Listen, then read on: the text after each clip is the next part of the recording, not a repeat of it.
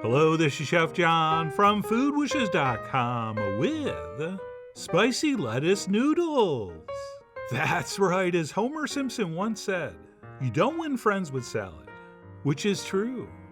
But as I found out, you can win friends with lettuce, served in a spicy garlicky noodle dish like this. And to get started, we're going to take some hearts of romaine, as well as some little gem, and we're going to go ahead and cut this into like 1-inch strips. And the reason I like these two varieties, besides that we're able to grow them here, is that they have a little rib that runs down the center of the leaf, which is actually going to stay crunchy, even as the thinner parts get soft and flexible, which is what I think gives us the perfect textural combination. And as you can see, the best way to cut this is just to stack the leaves together and then sort of roll them up a little bit and slice across. And for 2 generous portions, we're going to need to cut up about 6 ounces of lettuce total. So that's exactly what I did. And once that's done, we'll set it aside and we'll head to the stove, where we will heat the vegetable oil of our choice over medium-high heat. And once our oil's hot, we'll transfer in some sliced shallots, which could just be some sliced red onions, as well as some freshly chopped green onions, plus a very large amount of finely minced garlic. And what we'll do is cook that stirring for about a minute or two, or until those shallots start to soften up and turn translucent. And by the way, stirring is fine, and I'm a big fan of stirring.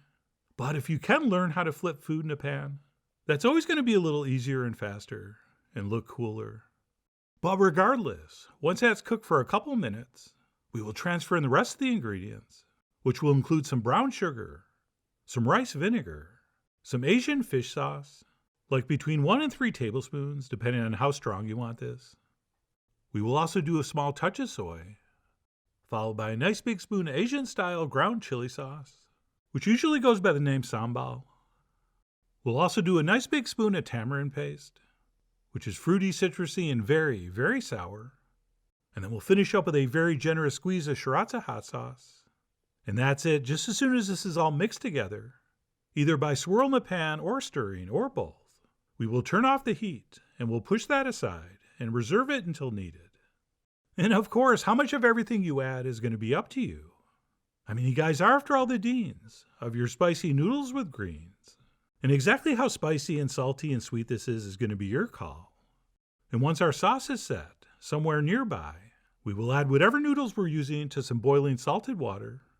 And this time I'm using thin spaghetti, which I think works great.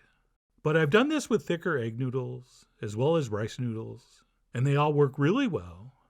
The only difference, of course, is you'll have to adjust the cooking time and method, depending on what you're using. And by the way, since we're going to cook this in our sauce for about a half a minute, I generally will cook it about 30 seconds less than I normally would for a regular pasta dish. That way, by the time everything gets into the bowl, it should be perfect.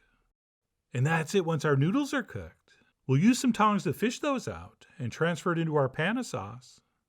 And yes, a fair amount of water is coming with it, which is exactly what we want. And once we have all that transferred in, we'll turn our heat to medium-high again, and we will cook this stirring for about 30 seconds, just to give our noodles time to absorb some of the sauce. And believe it or not, that's all there is to it. We will pull that off the heat and transfer it into our bowl of lettuce, and we will start tossing, and we will keep tossing until that lettuce slightly softens up, and it's evenly and thoroughly coated with what's basically a hot dressing. And you can, if you want, just barely toss this and just give it a few seconds and then serve up. Or you can keep tossing for like 5 minutes, which will make for a softer, more wilted lettuce. So it really all depends on your preferred texture. But for me, after tossing for about a minute, I think it's ready to serve up. And then as far as garnishes / finishing touches go, I'm going to serve this with a nice big piece of lime to squeeze over the top, as well as a little more hot sauce. And then last but not least, some freshly snipped cilantro leaves.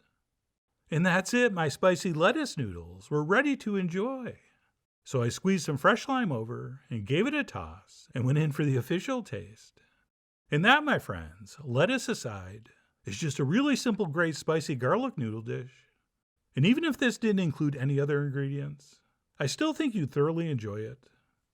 But when you factor in that subtle bittersweetness of the lettuce, which while warm is still a little bit crunchy, especially in the thickest part of those ribs we mentioned earlier, you're eating something that's not just delicious, it's actually very, very interesting.